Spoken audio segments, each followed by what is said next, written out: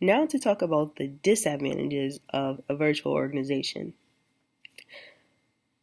Not so much focused on the culture and the design of a virtual organization, because those, in my opinion at least, I think are pretty great. But more so on the motivation, the group behavior, communication, and those types of aspects are what make me questionable. I say all that to say that you can't get the same feel of the person that you're trying to interact with through a virtual organization, whereas on a physical location, you get that same feeling. So, for example, in my organization, we're able to do team builders, we're able to figure out and work with different people to understand the way that they work. We get to learn what their strengths and weaknesses are. And all of this stuff is like face to face. Nothing of it is through a computer screen or something like that.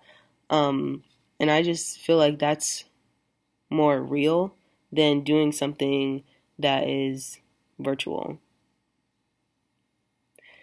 As far as the power aspect goes, I feel like that can also be a disadvantage because that's very tricky. You don't really know who you're talking to. Like your superior could be a robot. I don't feel like a virtual organization's power is as effective as something that you would get that's physical. As far as the stress management goes, I feel like that goes back to the motivation part and the group behavior because, again, you don't get the physical one on one interaction with the person and you can't benefit them in a way where you could do it physically. So, for an example, when you want to pair up partners to work on like a product or service and they have no idea what the other's ethic is, that could stress the other person out. And by doing an activity in person where you have the opportunity to do like a team builder where one person is blindfolded and the other person has to build something by listening to the instructions of the person that's reading.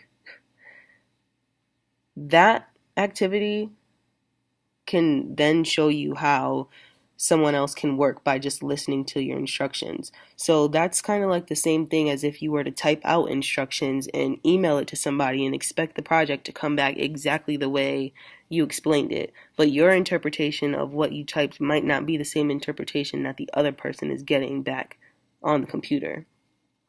But in a physical sense, they can hear the tone of your voice and they can see emotions or at least hear emotions if they were blindfolded in that activity, for example.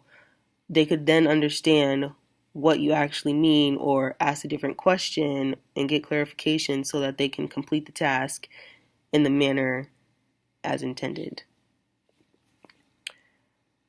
But overall, virtual organizations do have their pros and cons, and there's many more improvements that need to come, and only the future will be there to tell us.